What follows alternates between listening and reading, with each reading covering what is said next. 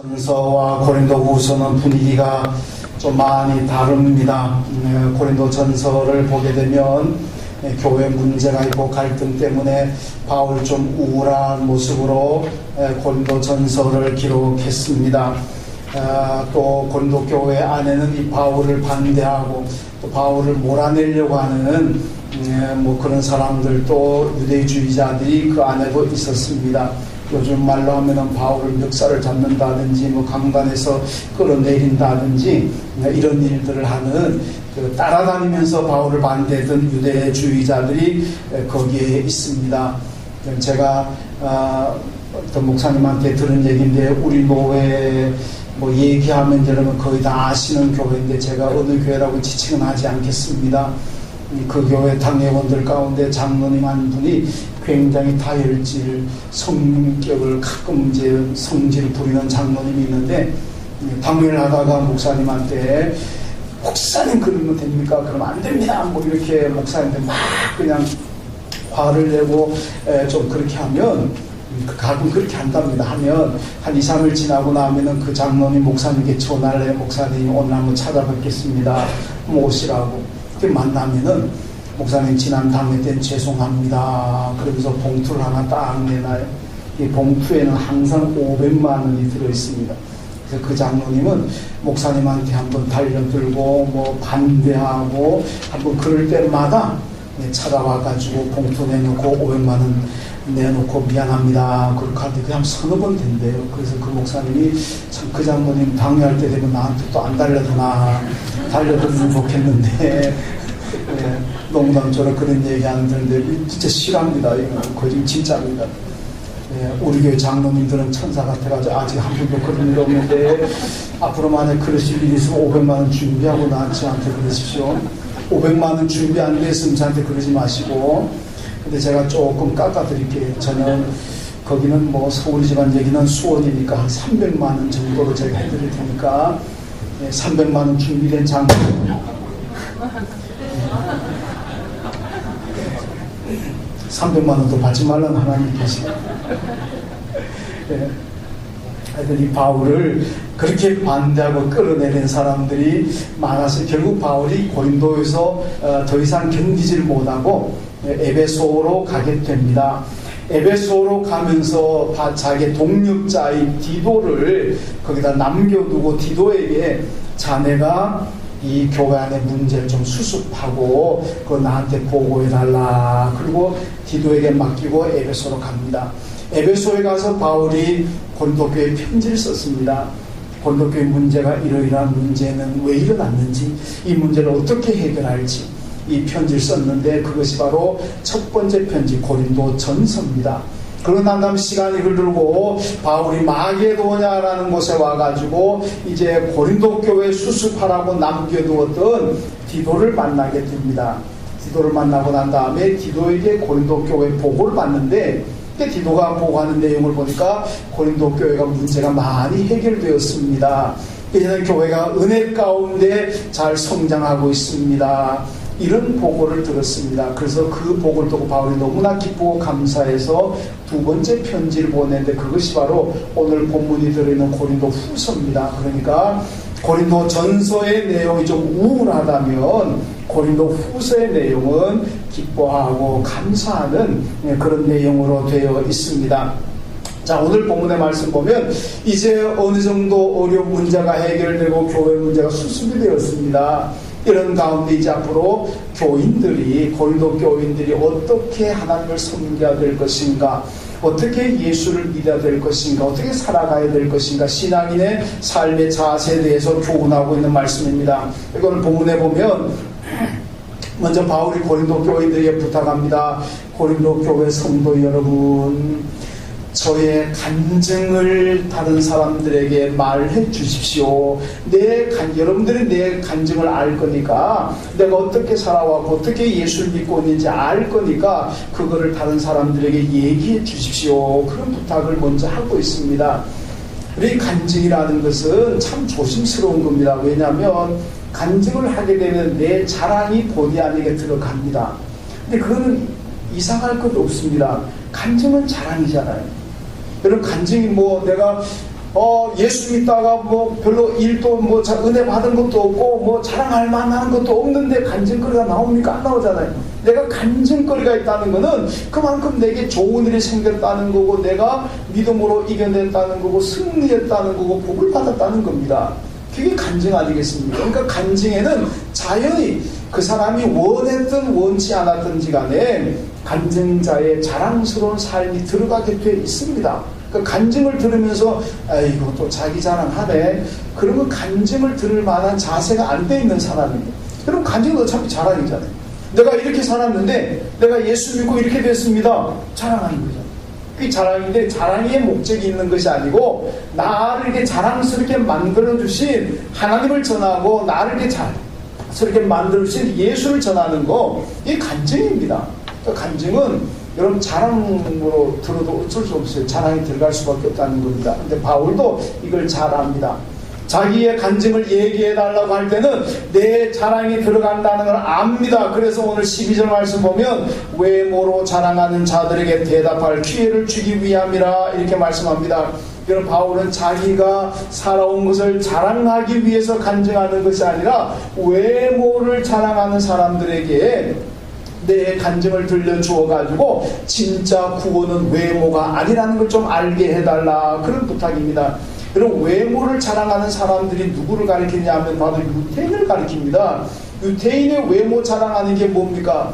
그들은 아브라함의 혈통을 가졌다는 걸 자랑합니다. 율법을 가졌다는 걸 자랑합니다. 그리고 하나님의 선일이라는 걸 자랑합니다. 자기들은 아브라함의 후손이기 때문에, 율법을 가졌기 때문에 이것만 가지고도 천국 갈 수가 있고 하나님의 백성이 된다는 그런 외모 자랑하는 그런 모습을 유대인들이 가지고 있습니다. 그래서 바울이 얘기하는 것은 유대인들이 생각하는 것처럼 외모 가지고 구원받지 못합니다. 내가 아브라함의 자손이라고 해서 구원받는 것도 아니고, 여러분 예수님 뭐라 그랬습니까? 이 돌을 가지고도 아브라함 자손 만든다 그러잖아요. 아브라함과 혈통이 같다고 해서 구원받는 거 아니고, 율법을 가졌다고 구원받는 것도 아니고, 여러분 구원은 오직 예수 그리스도를 믿음으로 구원받는 줄로 믿습니다. 그러니까 바울이 얘기하는 그겁니다. 유대인들에게 얘기하십시오. 혈통 가지고 구원받는 거 아닙니다. 율법 가지고 구원받는 거 아닙니다. 오직 나처럼 예수 믿어야 구원받는다 이겁니다. 여러분 바울도 옛날에는 혈통 가지고 율법 가지고 구원받는 줄 알았습니다. 그런데 예수 믿고 보니까 아니더란 얘기죠. 예수 믿고 보니까 구원받는 길은 오직 하나, 예수를 구주로 믿어야만 구원받는다는 걸 알게 됐습니다. 이것이 바로 바울의 간증입니다. 여러분 전도 훈련 프로그램을 저도 옛날에는 뭐 부목사를 있을 때 여러 번 받아봤습니다. 근데 전도 훈련하게 되면 항상 마지막에 들어가는 게 뭐냐면 자기의 간증문을 써라는 게 들어갑니다. 여러분 전도 훈련 가보신 분 계시는 모르겠습니다만은 전도 훈련의 마지막 클라이막스는 자기 간증문 써내는 겁니다. 여러분 왜 간증문을 써내라고 그러겠습니까? 전도를 하려면 자기 간증이 있어야 됩니다. 복음을 전하고 전도를 하고 내가 구원의 확신을 가지고 믿음이 성장하려면은요, 내 간증이 있어야 돼요. 간증이 없으면은요 능력이 없습니다. 전도할 수가 없어요. 여러분 간증이 있다는 것은요 열심히 믿었다는 얘기입니다. 열심히 헌신했다는 얘기입니다. 간증이 많다는 것은 내가 하나님께 받은 축복이 많다는 겁니다. 반대로 간증이 없다는 건 뭐겠습니까? 열심히 안 했다는 얘기입니다. 거듭남의 경험도 없고 예수를 인격적으로 만난 경험도 없고 성령 체험한 것도 없고 이런 게 없으니까 간증거리가 없는 거예요. 그러나 여러분 예수 믿고 성령을 체험하고 예수님을 만나고 여러분 거듭난 경험을 가지고 있다면 간증거리는 넘쳐납니다. 여러분 그래서 우리 성도들은요 간증이 있는 신앙인이 되어야 됩니다. 여러분 개인의 인생도 예수를 믿음으로 거듭나기 전과 거듭날 후가 달라야 된다는 얘기입니다. 이런 간증이라는 게 뭐겠습니까? 내가 지금까지 이렇게 살아왔습니다. 그런데 예수 믿고 난 다음에 이렇게 바뀌었습니다. 이게 간증 아니에요? 내가 예수 믿기 전에는 그저 세상이 최고인 줄 알고 돈이 최고인 줄 알고 세상 쾌락을 즐기는 게 행복인 줄 알고 그것이면 다인 줄 알고 세상이 다인 줄 알고 내가 지금까지 살아왔는데 예수 믿고 보니까 그게 아니죠. 예수 믿고 살아가는 게 최고의 복이다. 여러분, 이게 간증입니다. 간증의 핵심은 예수 그리스도입니다. 예수 그리스도를 중심해서 예수 만나기 전의 모습하고 예수 만나고 난 다음의 모습하고 이게 분명히 바뀌어야 됩니다. 변화가 돼야 돼요. 예수 믿기 전에나 예수 믿고 난 다음이나 비슷하다. 그 간증이 없다는 겁니다. 분명히 달라져야 됩니다. 핵심은 예수 그리스도. 예수 때문에 내 인생이 바뀌었고, 예수 때문에 내 가치관이 바뀌었고, 예수 때문에 내 삶의 목표가 바뀌었고, 여러분, 예수 때문에 내가 축복의 내용이 바뀌었다는 거 아니겠습니까? 그래서 간증의 핵심은 바로 예수 그리스도. 여러분, 바울이 간증하는 게 뭡니까? 바울의 사도행전에 보면 바울이 간증하는 거 많이 나오잖아요.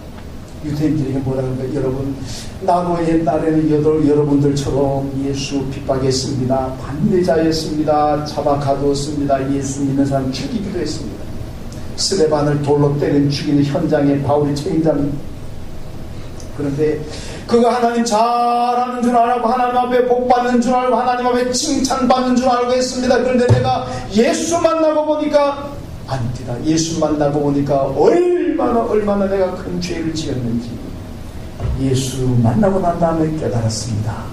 여러분도 그렇게 살지 마세요. 예수 믿어야 됩니다.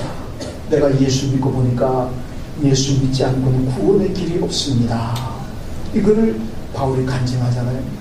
여러분, 성경에 뭐 사교라는 인물이 나옵니다. 사교의 간증문은 안 나와 있지만은, 여러분, 사교가 만약에 여기 와서 간증을 한다면 어떻게 간증하겠습니까? 아마 이렇게 간증할 것 같아요. 여러분, 제가 예수 믿기 전에는 돈이면 최고인 줄 알았습니다.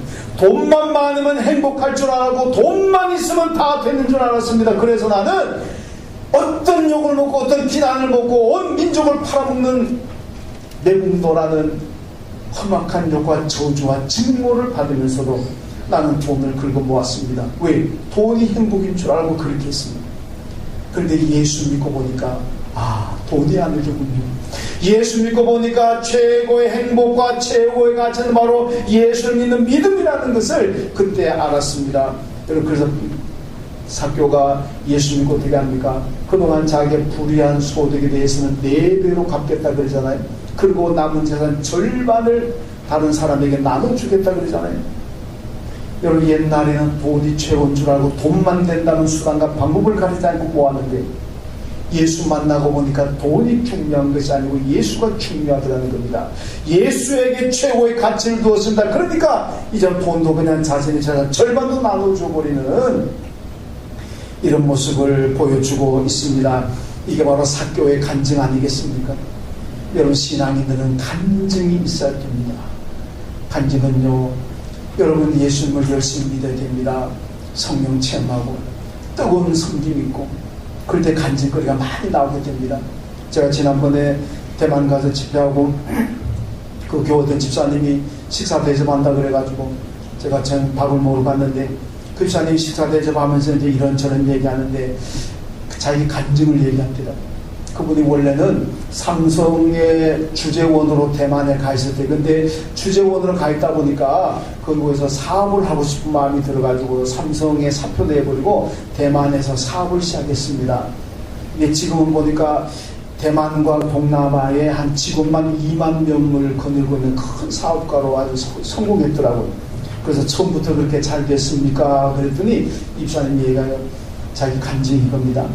처음에 자기 아내는 교회 나가는데 자기는 교회를 안 나간대요. 근데 매 주일마다 자기 아내 차에 태우고 교회 앞에 가서 아내 내려주고, 그럼 아내는 이제 그 권사님인데 교회다가 예배 드리고 나올 때까지 자기 차 안에서 잠을 자기도 하고, 아니면 옆에 커피숍 가가지고 커피 마시고 기다리기도 하고, 뭐 아니면 그냥 걷기 운동도 하고, 이거를 자그마치 10년을 했답니다. 10년 동안 이렇게 했대요. 10년 동안 그렇게 하는 가운데서 사업에 큰 위기가 와가지고 해외 나와가지고 사업 망하게 생겼으니까 너무너무 앞이 캄캄해가지고 자기가 자살하려고 2번이나 자살 시도했답니다. 근데 2번 다 자살 시도가 실패로 끝나버렸대요. 그래서 자살도 못해. 자살도 힘드는구나. 그 나중에는 더 이상 어디 뭐 기댈 데도 없고, 그래가지고 자기 아내가 나가는 교회 나가자. 그래 교회 나갔대. 교회 나와서 교회 나오고 얼마 안 된 다음에 여러분 성령 체험했습니다. 예수 제대로 만났어요. 그러고 나니까 이분이요, 야, 돈이 아니구나. 그전엔 자기가 돈이 최고인 줄 알았는데 예수 믿고 보니까 예수가 최고구나. 그래서 그 다음부터는 사업이 되든 말든 사업이 망하든 어떻게 하든지 간에 그냥 열심히 예수 믿고 열심히 교회 와서 예배드리고 열심히 봉사하고, 그랬더니요, 다 망할 줄 알았던 사업이 얼마나 번성했는지 직원을 2만 명 거느리는 큰 사업가로 자기가 성공했다고. 자기 고백이 그거예요. 돈 쫓아가질 때는 사업이 안 되니까 자살하려고 그랬는데 예수 쫓아가니까, 예수에게 최고의 가치를 두고 가니까 내가 이렇게 복을 받았습니다. 그저 이제는 그저 남은 생에도 그저 예수만 보고 갈 겁니다. 이 그분의 간증이더라고요. 여러분, 이게 우리의 삶이 되어야 될 줄로 믿습니다. 여러분, 어디에 최고의 가치를 두고 있습니까? 예수에게 최고의 가치를 두십시오. 그러면요, 우리 주님께서 우리의 삶을 책임져 주실 줄로 믿습니다. 돈은 나를 따라오게 만들어야지, 내가 돈을 따라가면 이게 얼마나 불행한 인생이겠습니까? 어떤 사람은 돈 따라가는 사람이 있습니다. 어떤 사람은 돈이 나를 따라오기도 합니다. 여러분, 예수에게 최고의 가치를 두고 살면은 하나님께서 돈이 내게 따라오도록 만들 줄로 믿습니다. 이게 복된 삶 아니겠습니까? 여러분, 예수 믿기 전과 후가 달라지는 간증이 있는 성도들 되시길 주님의 이름으로 축원합니다. 그 다음 보면 바울은 고린도 교인들에게 예수님을 위해서 살아야 된다고 말씀하고 있습니다. 오늘 15절 말씀 보니까 그리스도가 모든 사람을 대신하여 죽으셨다. 왜 그리스도가 모든 사람을 대신하여 죽었을까? 그 이유는 여기 살아있는 우리가 나를 위해서 죽으신 그리스도를 위해서 살게 하기 위해서 그분이 나를 대신해서 죽으셨다. 그렇게 오늘 15절에서 말씀합니다. 여러분, 예수님이 여러분을 위해서 죽으셨습니다. 저를 위해서 죽으셨습니다. 왜 그렇게 죽으셨겠습니까? 여러분이 예수 위해서 살도록 하기 위해서, 저도 예수 위에 살게 하기 위해서, 예수 위에 살게 하기 위해서 그분이 우리를 대신해서 죽으셨다. 이렇게 말씀하고 있습니다. 여러분, 사람은요, 은혜를 지고 신세를 지게 되면 갚으려고 합니다. 여러분, 그게 사람의 도리 아니겠습니까? 은혜를 입었으면서 신세를 졌으면서도 모른 척 해버리면 그건 안 되잖아요. 하나님의 은혜를 입었습니다. 주님께서 여러분과 저를 위해 십자가에 죽어 있었던 그 큰 사랑과 은혜를 입었습니다. 그렇다면 우리도 거기에 보답하는 삶을 살아야 되지 않겠습니까? 그게 우리 사람의 도리고 신앙의 자세 아니겠습니까? 보답하여 사는 게 무엇입니까? 예수님을 잘 섬기는 겁니다. 여러분, 잠언에서 보면요, 여러분 잘 기억하시고, 여러분들 지금 무엇을 위해 살고 있습니까? 오늘 보면은 예수 위해 살라 그래. 아까도 돈 얘기했습니다만, 사실 사람에게 돈을 얼마나 중요합니까? 하나님 빼고 예수 빼고 나면, 신앙 빼고 나면 돈이 가장 중요한 거 아니겠습니까? 뭐 되게 그렇잖아요. 근데요, 잘 보세요. 잠언을 보시면요, 돈은 날개를 달아서 독수리처럼 날아간다 그랬습니다. 야고보서 1장 야고보서 뭐라 그럽니까? 재물은 정함이 없다 그랬습니다. 이게 무슨 얘기입니까? 오늘 돈이 내게 들어오지만 그 돈이 내게 언제나 있는 것 아닙니다. 오늘은 내게 들어왔지만 내일은 저 사람에게 갈 수가 있고 모레는 저 사람한테 갈 수가 있고, 여러분, 재물이 내게 생겼다고 해서 마르고 딸도록 나한테 있습니까? 그렇지 않습니다. 언제 나갈지 모르겠다. 내일 저 사람, 그 다음 저 사람, 왔다 갔다. 그래서 돈은, 재물은 정함이 없다 그렇게 말씀합니다. 여러분, 정함이 없는 재물을 위해서 살지 말라는 그 얘기입니다. 여러분, 권물 10년이라 그러잖아요. 권력도 10년을 가지 않는다. 영국 속담에 보면은요, 권력이 높아질수록, 자리가 올라갈수록 감옥이 가까워진다 그랬습니다. 제가 보면 꼭 우리나라 속담 같아요. 우리나라 속담. 그렇잖아요? 우리나라가 지금 어떻습니까? 권력의 정점에 있던 사람들이 전부 다 지금 다 들어가잖아요. 이 속담 내용도 우리나라 속담이 딱 맞을 것 같아요. 자리가 높아질수록, 권력이 올라갈수록 감옥문이 가까워진다. 믿을 거 못 된다는 얘기입니다. 어떤 분들은 자녀를 위해서 사는 분들이 있습니다. 여러분, 자녀를 위해서 헌신하고 희생한다는 건 얼마나 대단하고 아름다운 일인지 모릅니다. 그런데 여러분, 자녀를 위해서 헌신하고 희생했다고 해서 그 자녀가 다 성공이 보장됩니까? 여러분, 성공하는 사람들은 다 부모가 헌신한 자녀들이고, 성공하지 못한 자녀들은 다 부모가 그런 자녀 위해서 헌신하지 않았기 때문에 여러분, 자녀가 잘 안 됩니까? 그거 아니잖아요. 헌신, 희생해도 안 되는 경우가 있고 희생 안 해도 되는 경우도 있습니다. 여러분, 요즘 한국은 신생아가 태어나지 않아서 비상이라고 합니다. 여러분, 영통은 어떤 곳이냐면, 영통이 사시니까 잘 아셔야 됩니다. 우리나라에서 아기 제일 많이 낳는 데가 영통입니다. 여러분, 그거 아세요? 이게 정부 통계입니다. 우리나라의 9단위까지 끊으면요, 가장 젊은 사람들이 사는 데가 이 영통입니다. 이 영통 평균 나이가 31살로 나와 있습니다. 그리고 아기를 가장 많이 낳는 데가 영통입니다. 대단하게 살고 있습니다, 지금. 그렇잖아요? 그래서 제가 드리는 말씀입니다. 여러분, 한국이 지금 아기를 낳지 않아서 비상시국이라고 합니다. 대통령이 청와대 대통령 직속으로 아기 낳는, 무슨 아기 낳게 하는 그런 위원회를 하나 조직한다고 보도 나오는 걸 봤습니다. 여러분, 부모님들은 왜 아이를 자꾸 안 낳으려고 그럽니까? 뭐 여러 가지 이유가 있습니다만 그 중에 중요한 하나 이유가 뭡니까? 돈 많이 든다는, 돈 많이 든다. 아기 하나 낳아가지고 키우려고 그러면은 학원을 몇 군데 보내야 되죠. 뭐 해야 되죠. 뭐 해야 되죠. 돈이 너무 많이 들어가는 거예요. 그래서 아기를 못 낳겠다, 그런 사람들도 참 많습니다. 아기를 낳아가지고 학원도 많이 보내고 공부도 많이 시켜가지고 1등하게 만들어야지, 최고의 자리에 올라가게 만들어야지, 그렇게 생각하니까 아기 낳을 자신이 없는 겁니다. 그렇게 키워낼 자신이 없는 겁니다. 여러분, 제가 아는 어떤 젊은 부부는요, 아이들이 초등학교 다니는 아이들을 미국으로 유학 보내놓고, 그러고는 본인들이 경제적으로 어려우니까 집도 줄이고 어렵게 사는 걸 보았습니다.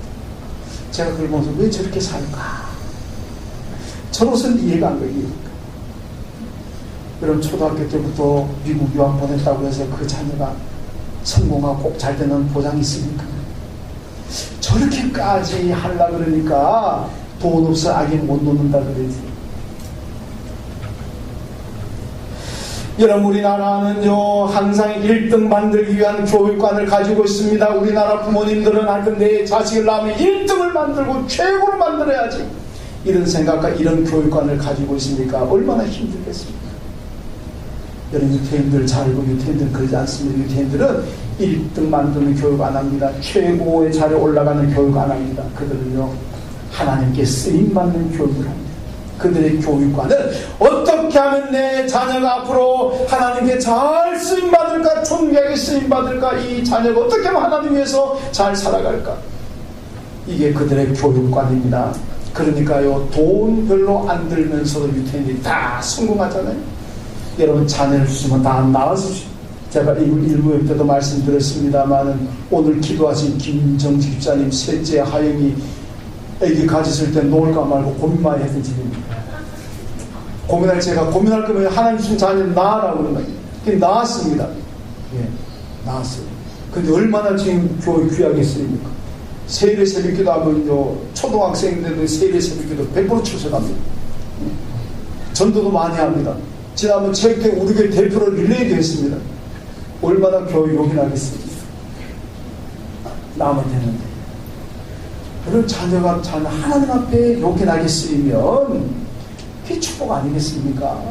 하나님 앞에 요긴하게 쓰이면 하나님이 만들어주시는 거예요. 1등도 만들어주시고 최고도 만들어주시고, 하나님께 쓰임받는 자녀 만들면 잘 될 줄로 믿습니다. 걱정하지 말고, 예, 하나님 주시는 생명 이름 나아지십시오.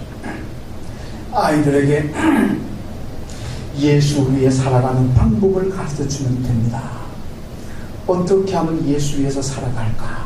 이 방법, 이 교육하면 하나님께서 그 아이를 축복하시고 그 아이의 장래를 하나님께서 요긴하게 쓰실 줄로 믿습니다.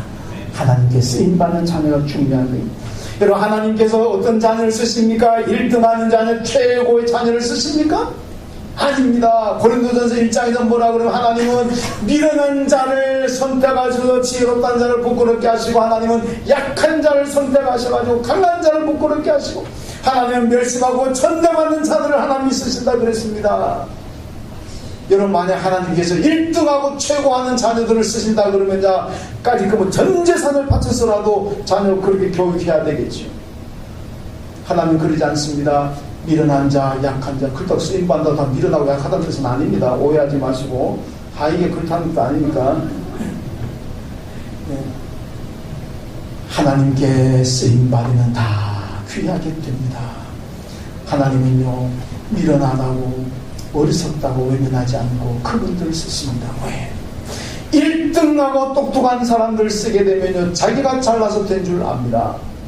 그런데 그러지 않으면 나는 부족한데 하나님 나를 이렇게 귀하게 쓰시는구나, 하나님께 감사하게 된다는 겁니다. 그래서 하나님께서 겸손하고 미련하다고 약하다고 멸시하고 천대받는다 이런 사람을 하나님 쓰십니다. 왜? 그 사람들 다 하나님 은혜로 할 거 아닙니까? 여러분, 하나님께 쓰임받는 자녀 되게 하시고, 여러분들도 하나님께 쓰임받는 신앙인 되십시오. 하나님께 쓰임받는 자녀 만들려고 그러면 돈 별로 안 듭니다. 뭐 듭니까? 기도해주고, 신앙교육 시켜주고, 말씀 가르쳐주고, 그거면 됩니다. 그러면은요, 돈 별로 안 들고 하나님 앞에 존경의 쓰임받는 자녀 됩니다. 여러분이 하나님 위해, 주님 위해서 사시고, 자녀들도 주님 위해서 살도록 그렇게 교육하시길 주님의 이름으로 축원합니다. 그리고 바울은 육신을 따라 사람을 판단하지 말라고 합니다. 오늘 16절 말씀 보면은, 그러므로 우리가 이제부터는 어떤 사람도 육신을 따라 알지 아니하노라. 비록 우리가 그리스도도 육신을 따라 알았으나 이제부터는 그같이 알지 아니하노라, 이렇게 말씀합니다. 여러분, 고린도 교회는요, 육신을 따라서 사람을 판단합니다. 좋은 옷을 입고 돈 많은 사람이 오면은 믿음이 좋구나, 복을 많이 받았구나, 이렇게 생각하고 존대 예부죠. 가난하고 헐벗고 옷도 몇몇 짜는 거 입고 허름한 옷 입고 오게 되면 저 사람은 예수 믿어도 복을 못 받았구나, 복 못 받은 사람이구나, 하나님 앞에 귀하게 쓰임받지도 못하는 사람이구나. 그래서 무시당하고 멸시하는 이런 모습들이 고린도 교회 안에 있습니다. 그러니까요, 초대교회 보면요, 애찬식이라는 게 있습니다. 성찬식하고 좀 비슷합니다만은, 애찬식은요, 교인들이 교회 예배 들어올 때 도시락을 가지고 온다. 우리는 예배 끝나면 교회 식당에서 식사하잖아요. 근데 초대교회는 그런 게 없으니까 각자 도시락을 가지고 오는데, 돈 있는 사람, 부자들은 우리말로 하면 쌀밥에다가 소고기 장조림에다가 달걀 후라이에다가 그냥 이게 제가 어릴 때 학교 다닐 때 꿈꾸었던 반찬이었습니다. 그게 나오는데 저는 꿈만 꾸었지 그런 거 못 가져가봤거든요. 그런 거 가져와서 먹으니까 사람들이 쫙 펴놓고 보라는 듯이 먹습니다. 나는 이렇게 부자라고. 그런데 가난한 사람들은 쌀밥이 어디 있습니까?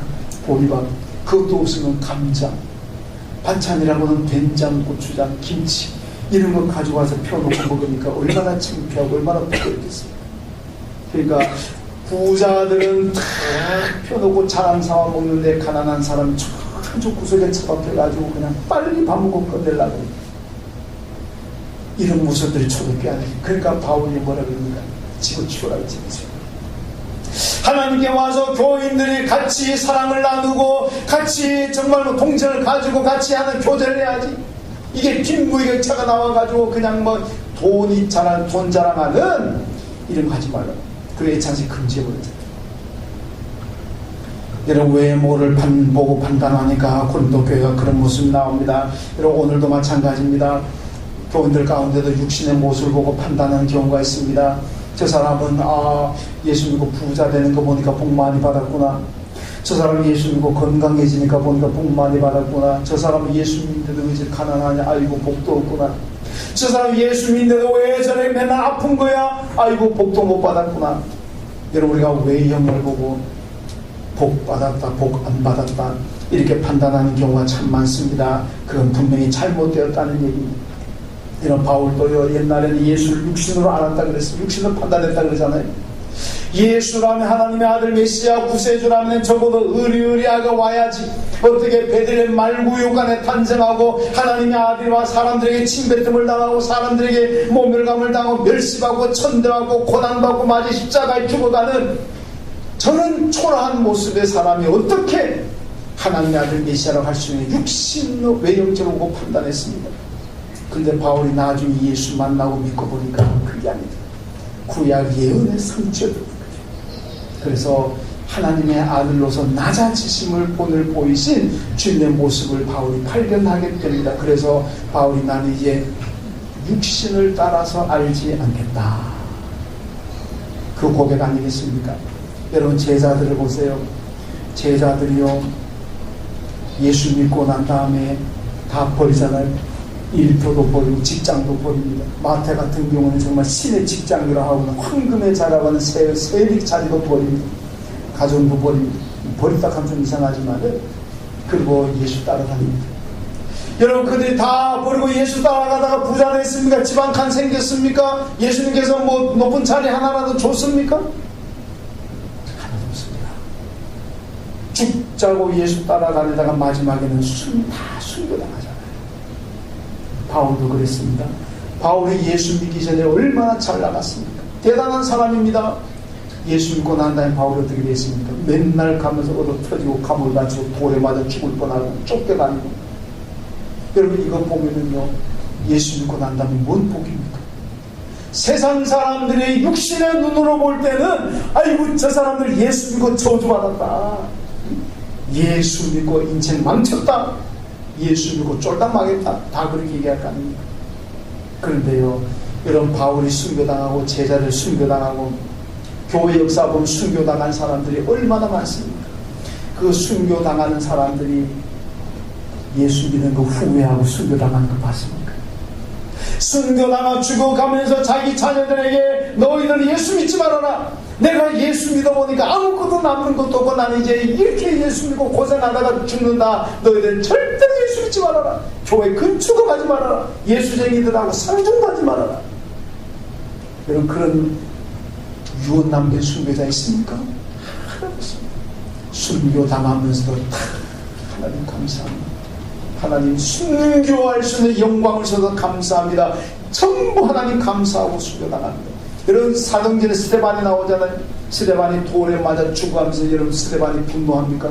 후회합니까? 아이고 내가 예수를 믿었나? 예수 믿어서 남는 하나도 없다 그렇게 합니까? 오히려 그의 얼굴이 천사의 얼굴 같았더라.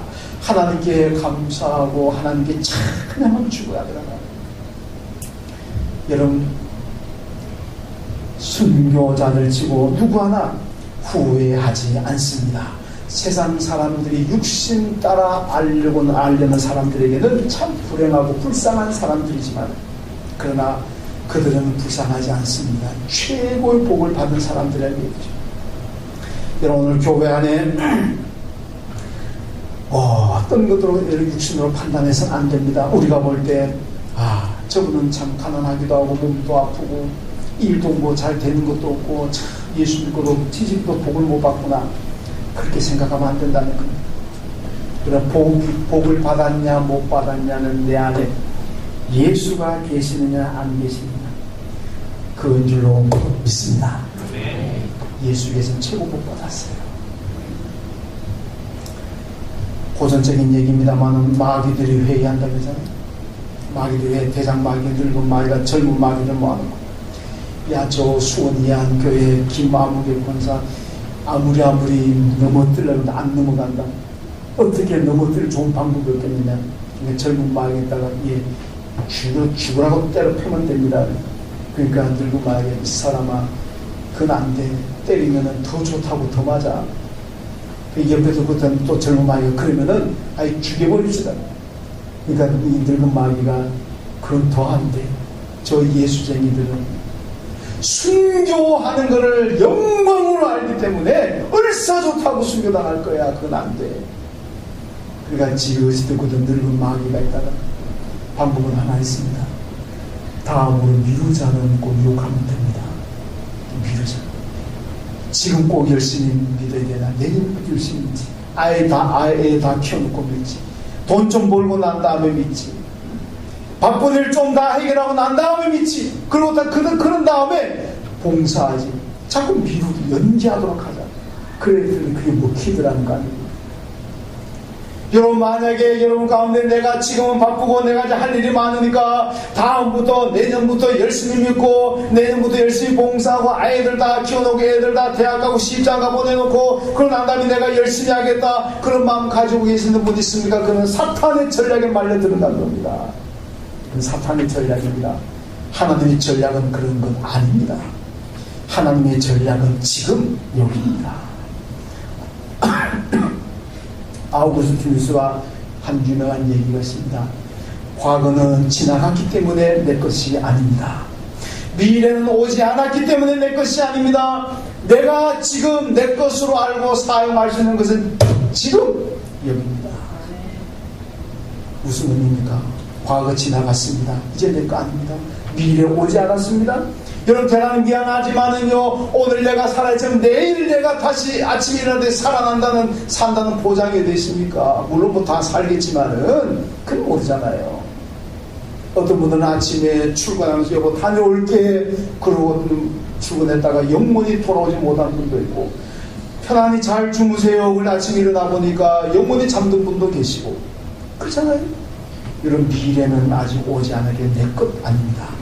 내가 내 것으로 사용할 수 있는 시간은 지금 여기입니다. 그러니까 미루지 마세요. 사탄의 전략입니다. 내가 지금 예수를 위해서 살아야 되겠다, 믿음 잘 열심히 해야 되겠다 싶으면 지금부터 하시라는 거죠. 미루지 말고. 여러분, 성신으로 평가해서는 안 됩니다. 여러 가지 삶에 힘든 일이 있다고, 아이고 복 못 받았구나, 예수는 열심히 믿는데 봉사는 열심히 했는데 왜 제대로 복을 못 받느냐, 그러면 안 됩니다. 왜? 복의 기준은 삶의 형편, 삶의 외형적으로 나타나는 것이 아니라 내 안에 예수가 있느냐 없느냐, 그겁니다. 내 안에 예수가 계시고 내 안에 성령이 계신다면 나야말로 가장 복받은 사람인 줄로 믿습니다. 여러분은 다 예수를 믿고 구원을 받으셨습니다. 저도 예수 믿고 구원 받았습니다. 여러분과 제 안에는 예수 그리스도가 계시고 성령이 계시는 줄로 믿습니다. 그러므로 여러분이 최고의 복을 받은 사람이고 저도 최고의 복을 받은 사람입니다. 오늘 저와 여러분에게 최고의 복을 준 하나님께 마음껏 감사하며 또 찬양하며 사시길 주님의 이름으로 축원합니다. 하나님 감사합니다. 우리에게 최고의 복 예수 그리스도 주심을 감사합니다. 이 예수 위해서 살게 하여 주시고 주님 날 위해 죽으신 것을 기억하면서 나도 주님 위해 살고 나도 주님 위해서라면 죽을 생명까지도 드릴 수 있는 믿음의 사람들 되게 하여 주옵소서. 예수님의 이름으로 기도하옵나이다. 아멘. 하나님 아버지, 들을 수 있는 믿음 주옵소서.